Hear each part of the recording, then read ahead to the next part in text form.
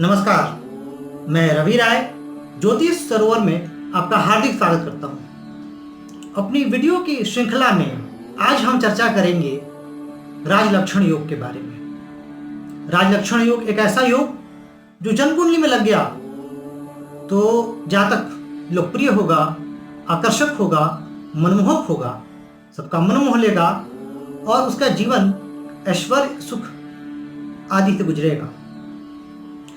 नाम है राजलक्षण योग। अब आपके मन में सहज ही यह प्रश्न आ रहा होगा कि क्या ये योग राजा बनाएगा? क्या फल देगा ये योग? प्रश्न आना लाजमी है।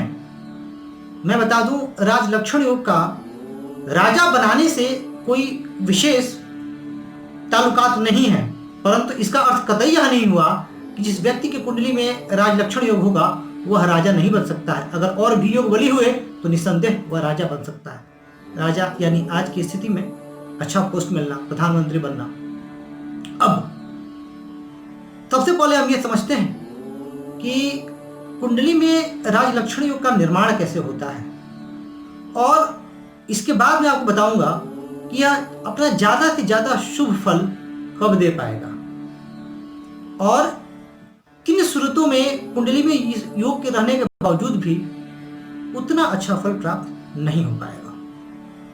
तो बने रहिए शुरू से अंत तक कि इस योग में वो कौन कौन सी शर्तें हैं जो पूरी होंगी तो ये योग बनेगा, ये जानने के लिए। देखिए, आप लोगों को तुला लग्न की कुंडली दिख रही होगी। अब लग्न में ही मैंने बुध और शुक्र को रखा है।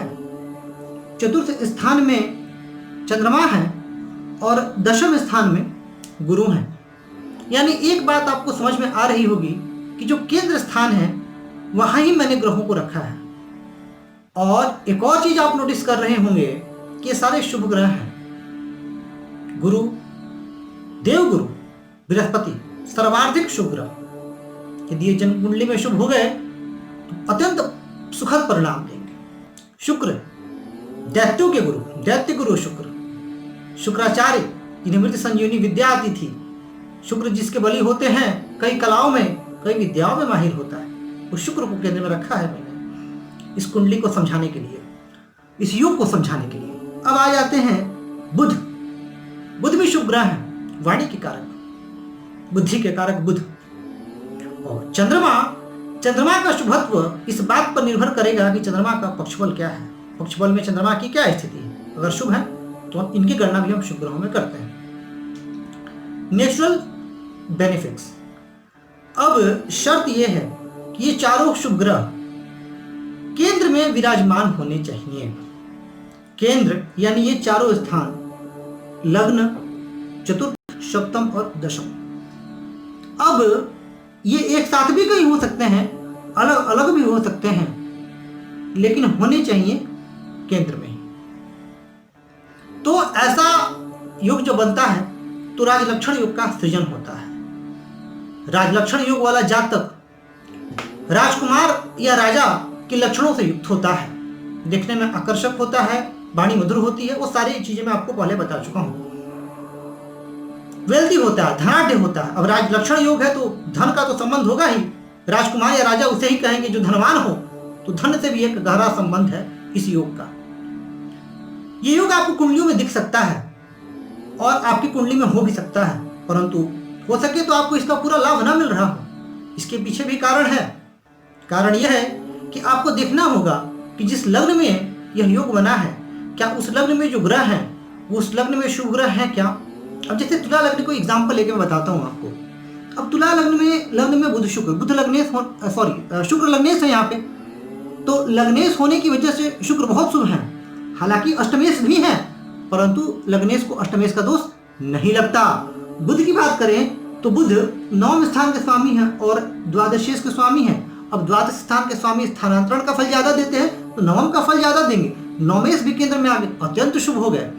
चंद्रमा का पक्षबल देखेंगे। यदि शुक्ल पक्ष का जन्म है, शुक्ल पक्ष की उसमें भी विशेष स्थिति हम देखें तो शुक्ल पक्ष की अष्टमी मान सकते हैं आप। वैसे अष्टमी नवमी के बाद से यदि जन्म है कृष्ण पक्ष के पंचमी तक, हालांकि शुक्ल पक्ष की एकादशी से ज्यादा हम कंसीडर करते हैं शुक्ल पक्ष की एकादशी से कृष्ण पक्ष की पंचमी तक चंद्रमा विशेष शुभ होते हैं। तो अब यदि चंद्रमा भी शुभ हुए तो ये 3 ग्रह जो हैं नेचुरल बेनिफिक्स बन रहे हैं, यानी शुभ ग्रह बन रहे हैं इस लग्न के लिए। गुरु तृतीय और षष्ठम के स्वामी होकर के इस लग्न के लिए उतने शुभ नहीं है, हालांकि उच्च के हैं, वहां दूसरा योग बन जाएगा।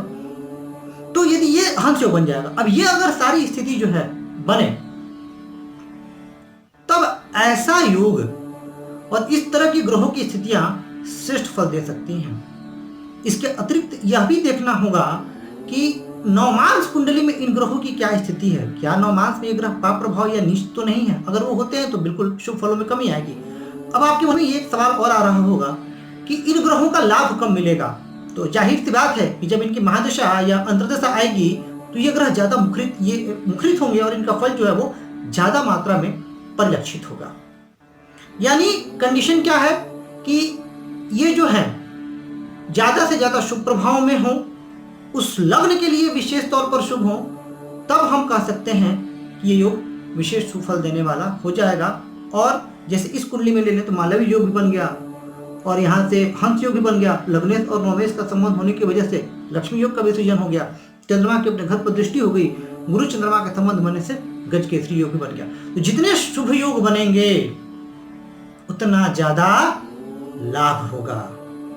तो राजलक्षण योग बहुत ही सुंदर योग है और ग्रहों की स्थिति अच्छी रही, कुंडली के बाकी ग्रह, बाकी चीजें जो मैंने बताई वो सारी अगर आपके समक्ष आपकी जन्म कुंडली में वो शामिल है तो आप इस बात को लेकर के निश्चिंत हो जाएं, ये योग आपको अत्यंत शुभ फल देने वाला है। आज के लिए बस इतना ही। हाँ, एक और चीज है जो मैं प्रिय दर्शकों से कहना चाहूंगा, आपका मन में कोई प्रश्न है, आप कोई सवाल मुझसे पूछना चाहते हैं, तो हमने अभी एक सीरीज शुरू किया है, क्वेश्चन आंसर सीरीज। हम पूरा प्रयास करेंगे कि ज़्यादा से ज़्यादा लोग, देखिए मैं कमिटमेंट सबकी नहीं दे सकता, हो सकता है कुछ लोग छूट जाए, पर ज़्यादा से ज़्यादा लोग के सवालों का मैं जवाब दिया करूँगा। आज के लिए बस इतना ही। नमस्कार।